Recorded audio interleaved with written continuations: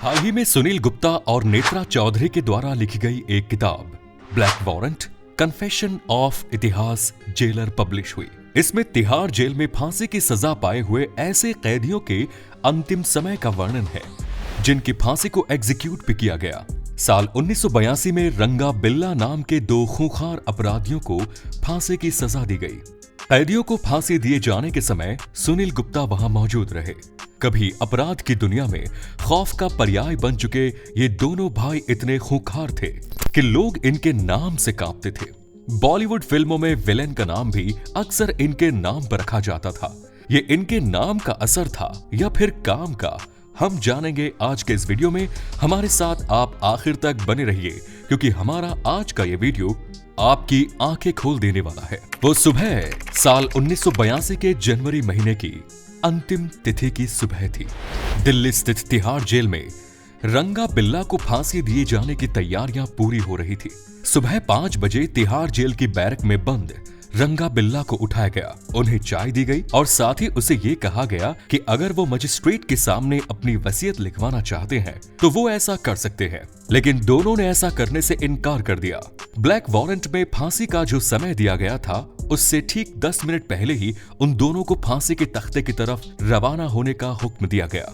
इस किताब के लेखक सुनील गुप्ता से जब रंगा बिल्ला के व्यवहार के बारे में जानकारी ली गई तो उन्होंने बताया कि जो रंगा था वो थोड़ा सा चुलबुले स्वभाव का व्यक्ति था। वो अक्सर खुश रहा करता था। उसका कद 5 फीट 9 इंच था। उसे इस बात की कोई चिंता नहीं थी कि कुछ समय बाद उसे फांसी दी जानी है।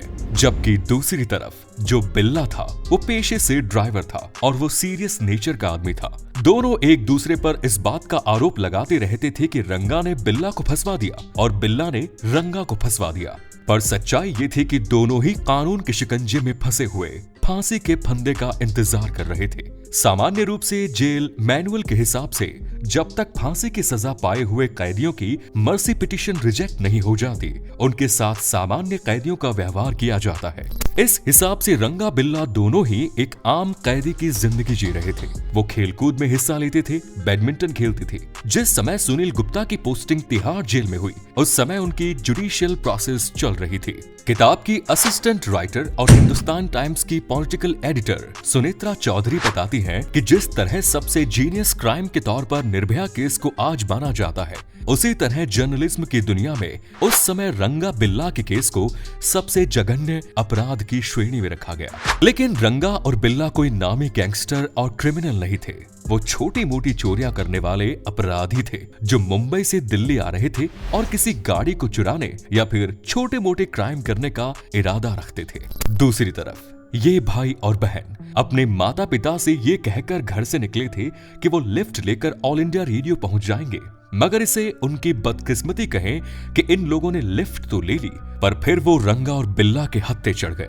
रंगा बिल्ला ने इन बच्चों को अमीर घर के बच्चे समझकर किडनैप कर लिया और सोचा कि इन्हें अच्छी खासी फिरौती मिल जाएगी। लेकिन घटनाक्रम उलझता चला गया। आगे चलकर ये मामला 2 बच्चों की मौत के साथ लड़के के साथ बलात्कार का मामला भी बन गया। इंडिया टुडे मैगजीन के 30 सितंबर वाले अंक में साल 1978 को दिलीप बॉब लिखते हैं, रंगा बिल्ला के अपराध का शिकार हुए दोनों भाई बहन गीता चोपड़ा और संजय चोपड़ा दिल्ली के धोला कुआं स्थित ऑफिसर क्वार्टर से शनिवार की शाम 6:15 बजे निकले। वो लिफ्ट लेकर संसद मार्ग स्थित ऑल इंडिया रेडियो के स्टूडियो जाने वाले थे। ये वाणी कार्यक्रम इन द ग्रूव में पार्टिसिपेट करने के लिए जाने वाले थे। Geeta Jesus and Mary college में कॉमर्स स्ट्रीम के 2nd ईयर में पढ़ती थी, जबकि संजय हाइट में 5 फुट 10 इंच का था और 10वीं कक्षा में पढ़ता था। उस दिन मौसम का मिजाज काफी भीगा हुआ था। सुबह से रह रह कर बारिश हो रही थी। ये पहले से ही तय था कि कैप्टन चोपड़ा रात 9 बजे अपने बच्चों को स्टूडियो के गेट से पिकअप कर लेंगे। अपने तय समय पर जब वो वहां पहुंचे तो उन्हें बच्चे नहीं मिले। उन्होंने स्टूडियो में पूछताछ की तो उन्हें पता चला कि बच्चे तो स्टूडियो में कार्यक्रम के लिए पहुंचे ही नहीं। दिल्ली समेत अलग अलग स्टेट की पुलिस तत्काल हरकत में आई और बच्चों की खोजबीन की जाने लगी। तभी एक आई विटनेस भगवान दास ने पुलिस को बताया कि लगभग शाम 6:30 बजे लोहिया अस्पताल के पास उनके करीब से फिएट कार तेजी से रफ्तार से गुजरी। उन्होंने एक कार के भीतर नोटिस भी किया कि एक लड़की की दबी सी चीख उन्हें सुनाई दी और वो कार तेजी से आगे जा रही थी। उन्होंने कार का पीछा किया। उन्होंने देखा कि एक लड़का और लड़की पीछे बैठे हुए हैं। लड़की ड्राइवर के बाल पकड़कर खींच रही है और ड्राइवर उसे एक हाथ से मार रहा है। आगे रेड सिग्नल था।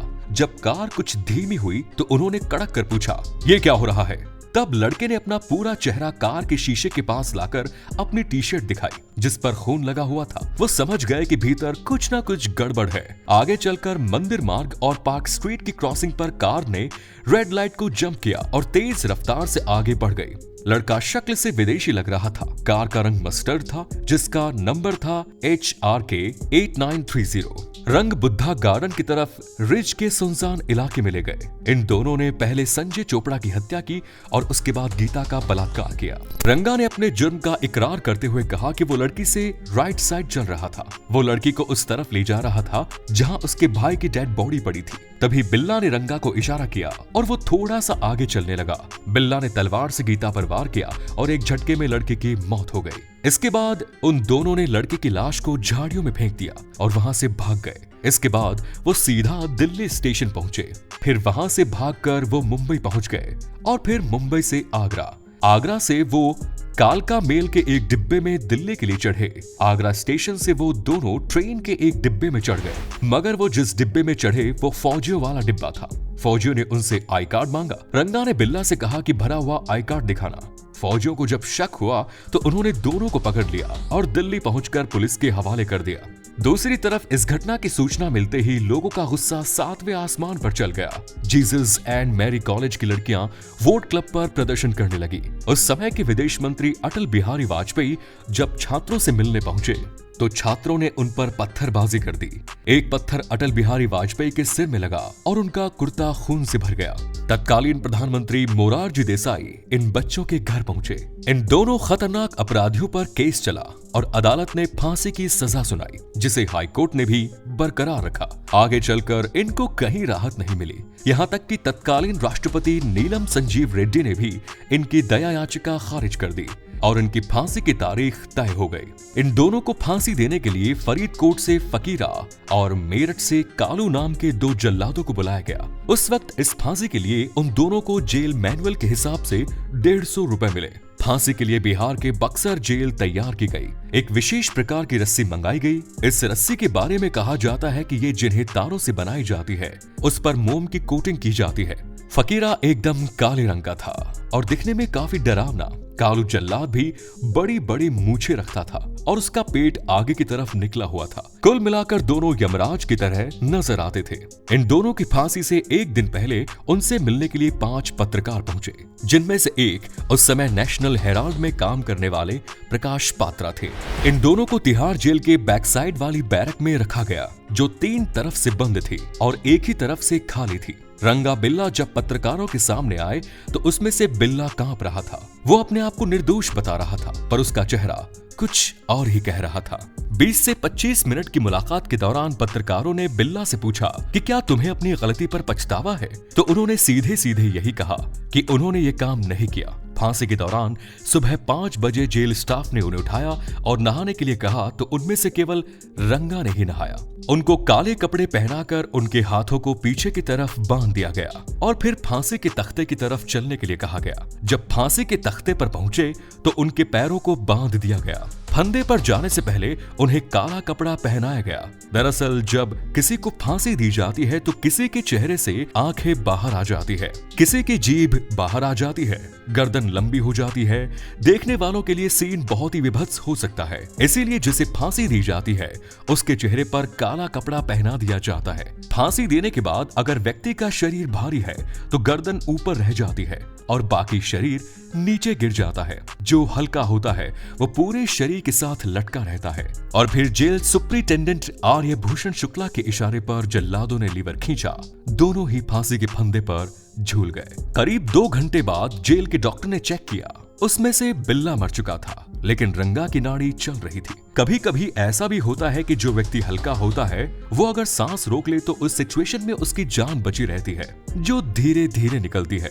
जीवित रहने की सिचुएशन में डॉक्टर एक सर्टिफिकेट देता है जो जेल सुपरिटेंडेंट के माध्यम से उसी मजिस्ट्रेट के पास जाता है जिसने फांसी की सजा सुनाई। लेकिन फांसी दिए हुए व्यक्ति का जिंदा बच जाना जेल स्टाफ के लिए टेंशन वाली बात होती है। ऐसी सिचुएशन में जेल स्टाफ गड्ढे में जाता है और उस व्यक्ति की टांग खींचकर उसे मारा जाता है। रंगा के मामले में भी यही हुआ।